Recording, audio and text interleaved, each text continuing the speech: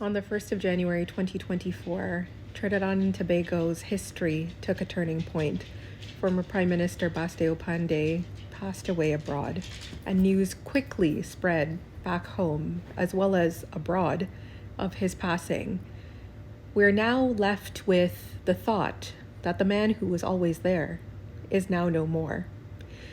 Over the past few days, I've heard a number of conversations, both supportive as well as those that acknowledge the sometimes controversial former prime minister. So, one of the things that have come up is how best do we honor his legacy? When someone passes away, it's natural to focus on the good things and maybe brush aside some things that were more difficult that are still part of our memory, but we choose to maybe overlook or not place as much importance on. For Basdeo Panday, he was incredibly skilled, multi-talented, almost absurdly educated. So he had education in the arts. He was very skilled at manual labor. He was a lawyer and subsequently a politician. So now we're tasked with the task of determining what exactly is the right way to honor this man who is so commonly known as the Silver Fox, who self-declared himself as someone who would overcome a lion or lioness if he was placed into battle with one of them.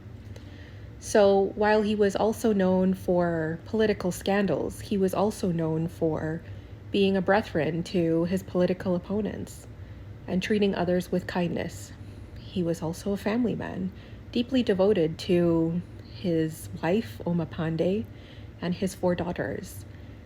His legacy will live on in his daughter, Michaela Panday, who has her own political aspirations. But again, I come back to the point, how do we honor this man? What is the legacy that he left, and what is the appropriate way to honor that diverse legacy? So, as I mentioned before, one of the things that we commonly do is look to name something after someone. But I don't think that that is necessarily the best approach. Why would we turn around and rename Piarco Airport, for example, which former Prime Minister Basdeo Panday was incredibly influential when it came to the building of the Piarco International Airport? It's one of those things, though, that we need to make sure that if we're naming something after someone, that we'll all use it. He was known for being an actor in his earlier years. Do we name an auditorium after him? Would most people even go to the auditorium? Do we name a stretch of highway after him, knowing how influential he was in the automotive industry? I don't think so, because the thing that we usually do when it comes to naming anything is to immediately look for a way to abbreviate it. And then doesn't the intended meaning sort of get watered down? What I think that we should do is honor former Prime Minister Basdeo Panday by thought, word, and deed. So because he was so committed to public service, I think that we should do something that honors that. So he was a dedicated entertainer through his acting work. He was a very effective and long-time serving trade union leader.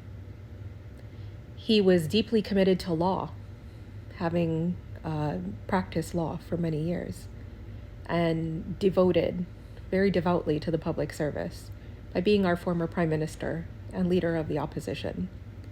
So what I think we should do is honor Basdeo Panday and his legacy through actually implementing something such as legislation, a policy procedure that stands for what was core to his beliefs. He celebrated aspiring attorneys.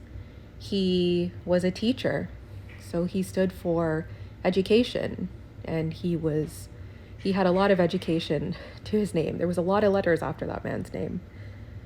So what I would hope that while the government and the public is supportive of the family, and the government has rightly offered a state funeral, that we look to ensure that his actions as a politician and as a man of service continue on into the coming years.